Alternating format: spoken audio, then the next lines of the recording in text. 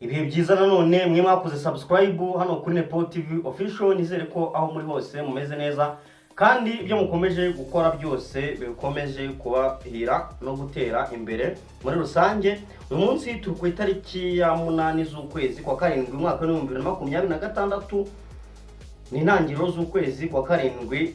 Ndaje ngo tuganire kuri uno mugoroba, ndaje ngo twivugire ku bintu bigera kuri bitatu nkuko nabibasezeranyije. Uyu munsi cyangwa ko tuvuga ku bintu bitatu. Ikintu cya mbere cyangwa ko tuvugaho ni imikino y'igikombe cy'isi igeza heza, amakipe yamaze kugera muri kimwe cya kane yose yamenyekanye, ariko ni imikino itakomeje kuvugwaho rumwe na benshi, ahanini cyane ku mukino w'ikipe ya Argentine yaje gutsinda mu Misiri. Umukino utavugwaho rumwe, ni umukino nshaka kuza kugarukaho mu buryo bweruye cyangwa se mu buryo urambuye. Hanyuma ikindi kintu ngira ngo nze kuvugaho ni umukino wahuzaga Switzerland cyangwa se Abasuwisi na Colombia waje kurangira. Ubusuwisi nabwo kuva mu myaka 72 ishize Ubusuwisi bwikarikiye ukagera muri kimwe kimwe cya kane. Ibi nabyo nshaka kugira ngo tuze tubivugo turebe noneho muri rusange amakipe yose yageze muri kimwe cya kane, tunarebe ama ekipe noneho ashobora kuba ahabwa amahirwe kuba yagera muri kimwe cya kabiri.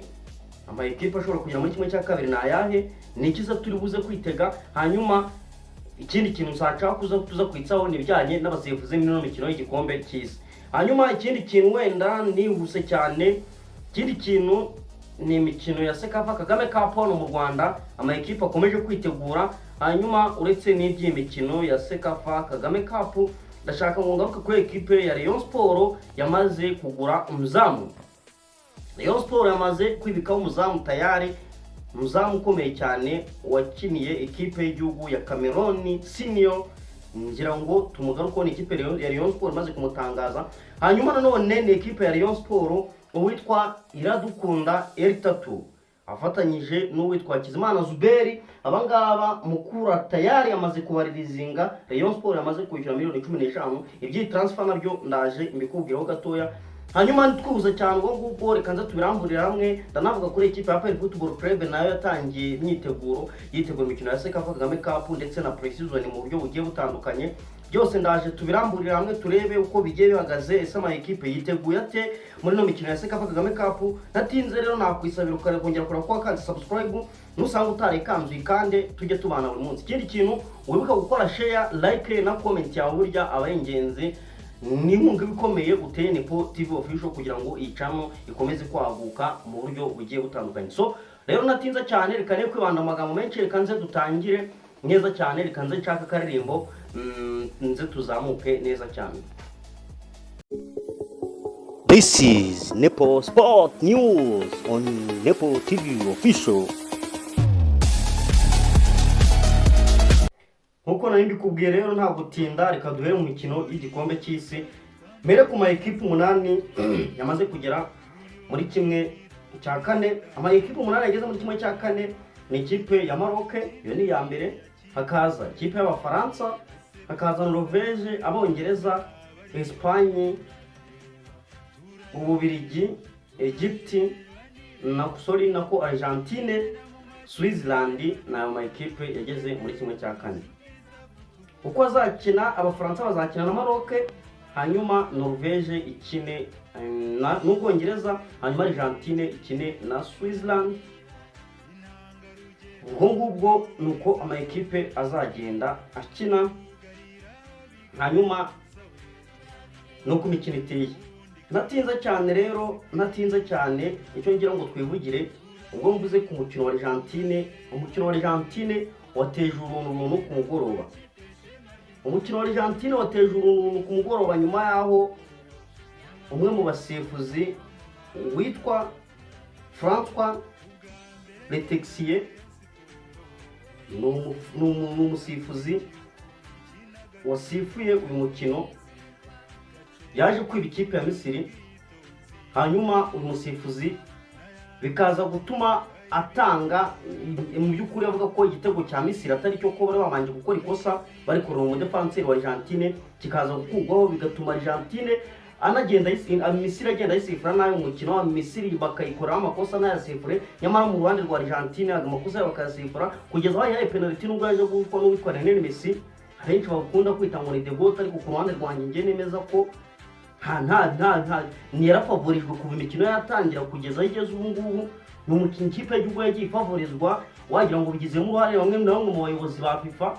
Urebye nk'uwitwa Gianni Infantino yaje no kugenda yishimira igitego cye, navuga ko nta ruhare runini rukomeye yagize cyangwa nta impact, uretse ko yagiye abererekerwa kuva kuri za Ecosse bagiye bakina, za Austria bagiye bakina, kuza kuri Cape Verde. Ni amakipe yo muri Afrika yagiye agenda ahura nayo, agenda yatsinda za Nigeria. Ntabwo ari amakipe akomeye yahuye nayo, kugeza aho Misiri rero batsinze ibitego 2, hanyuma bakaza kugenda bakaswa n'umusifuzi, bikaza kurangira babagomboye bakanabatsinda igitego. Uyu musifuzi rero no kubera noneho n'igitutu no kwishinza ibyaha, uyu musifuzi yaza guhagarika urubuga rwa Instagram, yaje kufunga nyuma yaho akomeje kubona abantu benshi bamwibasira bamubwira amagambo atari meza kubera ibyo yakoze. Hanyuma kandi muri no mikino kimwe cya kane, umukino uzahuza Maroc n'Abafaransa nawo watangiye guteza umuntu nyuma yaho fifikize hanze abasifuzi bose b'Abanya-Argentine bazasifura umukino.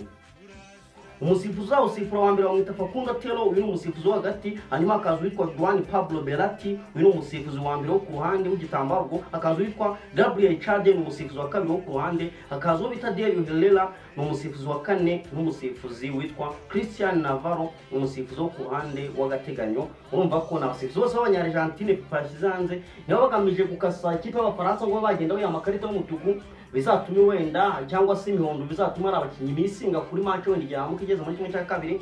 Ibi nabyo ni byo guhanga amaso tukareba, nabyo ni ibintu bitavugwaho rumwe byateje impaka.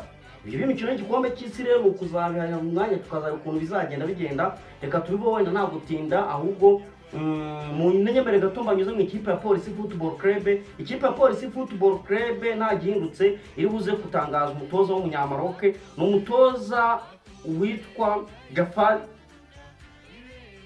Jafari. Ni umutoza nyine uvuga ko ashobora gutoza ikipe ya Police. Umutoza w'imyaka 54 watoje amakipe agiye atandukanyemo Renaissance Zemara yo muri Maroc, ikipe bita Etihad Tanger uyu nawe yarayitoje, nitwa Braims SS. Ayo yose nayo muri Maroc, na ama equipe yagiye atoza bivuga ko ashobora kumutoza wa Police. Ubwo ibyo ni ibiri kuvugwa n'icyo waba ugiye umenya. Hanyuma ni gusa cyane nyura mu ikipe ya Pele Football Club mbere yo kungana muri Rayon Sport. Ni ikipe ya Pele Football Club ibinyujije ku mbuga nkoranyambaga zabo yaje gutangaza ko yongereye umutoza wayo Abdelrahim Taleb amasezerano y'undi mwaka ku myaka 2 yari afite, nyuma yaho agiye yitwara neza. Abinyujije ku mbuga nkoranyambaga zabo yari ni kuri Twitter cyangwa se kuri X yahoze Twitter, banditse ngo Head coach Taleb Abdelrahim extended his stay with the APR FC. We are ready for more sessions of success together. After delivering an historical treble last season, BK Pro League champion, Peace Cup champion, and Super Cup winners. Abangaba bahise bandika bati uyu nguyu we are together with him. Bahise bandika ko bari kumwe n'umutoza Taleb nyuma yo gutwara ibikombe nyine mubwiye, nyuma ya season nziza bagize bagatwara nawe ibi bikombe. Ni ikipe ya Pele Football Club ikomeje no kwitegura imikino ya Sekafa Kagame Cup yagiye yangira abakinnyi amasezerano barimo baje be n'abitwa bamba Mayunusu nibyo kuzanga amaso tukareba, ndetse igenda hakira abakinnyi bashya barimo basiwande bose bari mu myitozo hariya. Ubwo nibyo kuzategereza tukareba uko bizagenda. Nibyo naho nkubwiye. Hanyuma ngana muri equipe ya Rayon Sport. Rayon Sport icyo wamenye nuko uwitwa Zuberi n'uwitwa Erika Tunoneho kera kabaye Rayon Sport igiye yamaze kumvikana na Mukura ko abasore bagomba gutangira imyitozo kuno mugoroba hano Igicumbi, bagomba gukora imyitozo. Hanyuma ni Mukura izi 30 bayiha igice, bakazayiha izindi miliyoni zigera n'ubundi kuri 15 miliyoni 15 bakazayiziha mu gihe kitarenze iminsi mumvikanye. Ni cyo ngicyo wamenya. Hanyuma ikindi kintu wamenya ni Rayon Sport yaje no gutangaza ni breaking news. Rayon Sport yatangaje umuzamu. Rayon Sport ku mbuga nkoranyambaga zayo yanditse Rayon Sport have officially completed the signing of Cameroonian goalkeeper Dan the Junior ahead of the new season. The experienced shortstopper has previously featured for umuza rero umuzamu ahantu yakinnye mu kipe bita APGS Academy, akina mu kipe bita UMS Deon, akina mu bita Sewe Sportif, anakina mu kipe bita AS Victor. Ni umusore umeze neza cyane. habura iminsi 10 gusa ngo Rayon Day ibe umusore uzifashishwa uzaba ari mwiza umusore ukomoka muri Cameroon rero kagomba kuba sesekara Kigali vuba bidatinze ndagiye muri kano ku mafoto muraje mugende mubona umusore ufite gabari ufite metero 90 uzatanga akazi nyuma aho witwa Kwizera Olivier byanze hanyuma ndapudate witwa Musanga Henry nawe nyuma yo kubiganiro byanze bamaze kugura umusore Mudere Akbar guturuka mu kipe ya Gasogi United Rayon Sport isigaje umwata kumwe wo mwataka no bari umutangaza ryari ku munsi w'ejo Rayon Sport ishobora kuzatangaza umwe mu bataka baje gucuma kantu umwata ukomeye cyane wabaye Mel Biteri numwe mu batsinze ibitego byinshi muri championnat akinamo na makuru yarahari nibyo ngibyo ndumva ibindi twazanye tubigarukaho nabashimira cyane nkabifuza kugira ibihe byiza n'umugoroba mwiza bye bye service ciao ciao